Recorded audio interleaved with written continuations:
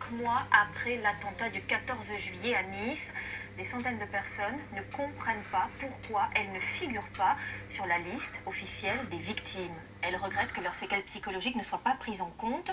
C'est le cas de cette femme, blessée, traumatisée depuis le drame avec ses 4 enfants. Olivier Théron ou Raymond Chaplard l'ont rencontrée. Le soir du 14 juillet, elle s'est blessée au genou en sauvant ses enfants. Le camion leur fonçait dessus. Stéphanie Marton a pourtant un regret profond, indélébile, n'avoir pas pu sauver le petit garçon qui jouait avec les siens. Il est passé à côté de moi et j'ai voulu le rattraper. Malheureusement, le camion l'a tapé de plein fouet. Et Yanis est décédé sur la promenade. Donc, mes enfants ont vu leur papa mourir sur la promenade. Et moi, j'avais les jambes, j'avais les pieds en sang. Mes enfants ont crié de peur que j'étais blessée. En fait, c'était pas mon sang, c'était celui de Yanis. Parce qu'il a vraiment été renversé à quelques millimètres de moi. Et après, quand on s'est relevé, j'ai relevé mes enfants. Ils paniquaient, ils pleuraient, ils criaient. Il y avait des corps, il y avait du sang. J'essaie d'attraper et j'ai dit à mes enfants, on reste pas, nous on rentre à la maison, on va pas rester ici. 5 mois après l'attentat, et malgré une prise en charge psychologique au début, la famille est toujours dans la douleur. Il y a toujours des séquelles.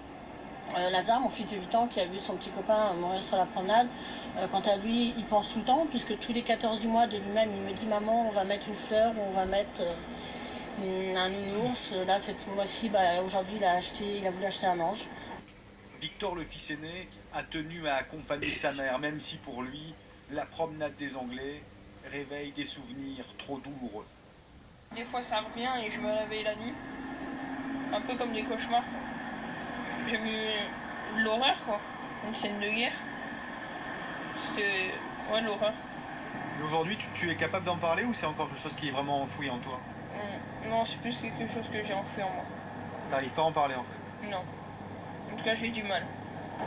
Stéphanie Marton a déposé plainte. Elle a été entendue par la police. Elle a contacté une association pour faire reconnaître le préjudice psychologique. Elle n'a obtenu aucune information. Et ils m'ont dit qu'il fallait de toute façon maintenant attendre les résultats de si oui ou non on serait indemnisé. Et j'ai toujours eu aucune nouvelle, donc de là je sais pas. Mais reconnue victime par l'État, ou non, j'ai jamais eu de rien qui puisse me dire que j'étais victime, ni moi ni mes enfants.